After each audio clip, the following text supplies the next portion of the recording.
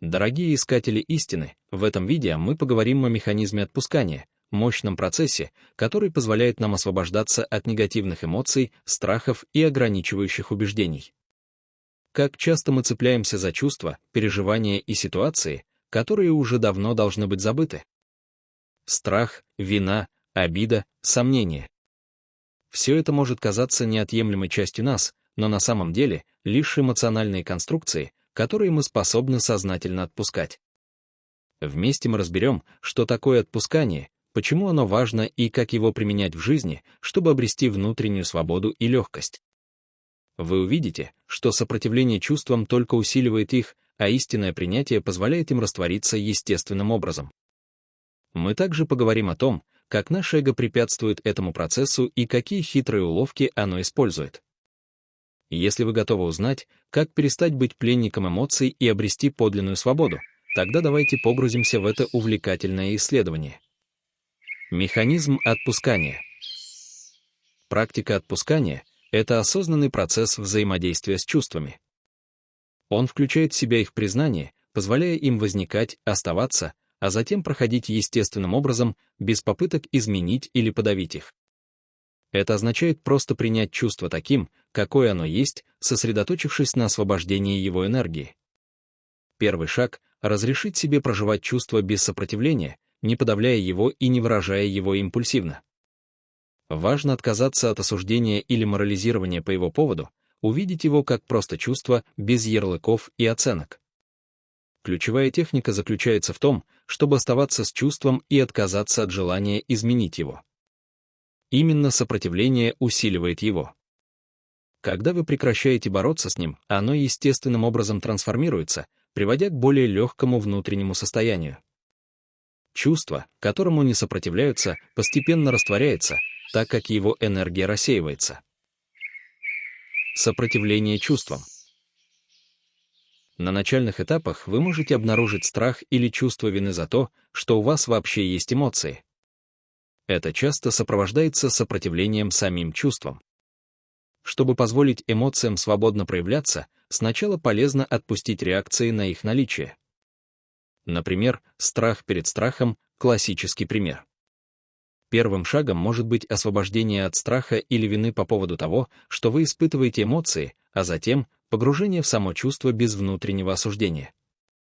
В процессе отпускания важно игнорировать мысли и сосредоточиться только на ощущениях.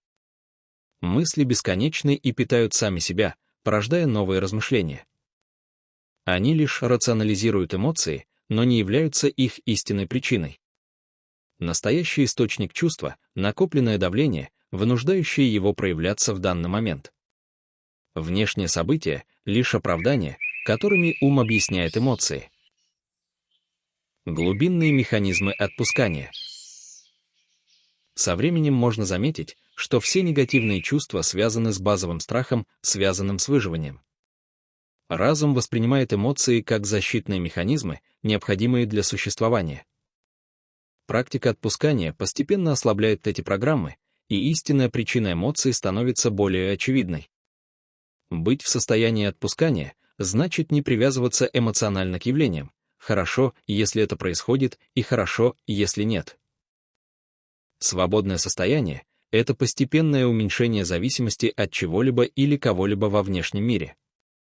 Мы можем наслаждаться вещами, но они перестают быть обязательными условиями для счастья. Процесс трансформации. Иногда после отпускания чувства оно может вернуться. Это происходит потому, что в нем есть еще не освобожденные элементы.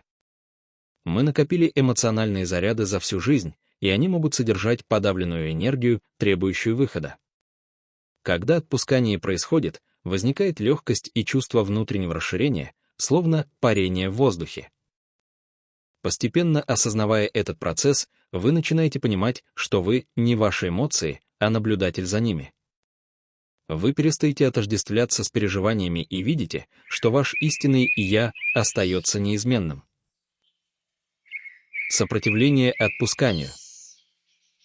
Эго будет сопротивляться отпусканию, потому что это освобождение от его власти. Это может проявляться в виде скептицизма, забывания, применять технику или усиленного избегания чувств. Чтобы преодолеть это, важно просто отпускать эмоции, связанные с сопротивлением. Позвольте сопротивлению существовать, но не боритесь с ним. Вы свободны, нет никакого обязательства отпускать. Никто не заставляет вас это делать. Если сопротивление усиливается, посмотрите, какой страх стоит за ним. Чего именно вы боитесь? Позволите ли вы этому страху уйти? Практикуя отпускание, вы освобождаете себя от программ, которые делали вас зависимыми и ограниченными. Эго теряет власть и начинает применять уловки, например, убеждать вас, что техника не работает или слишком сложна.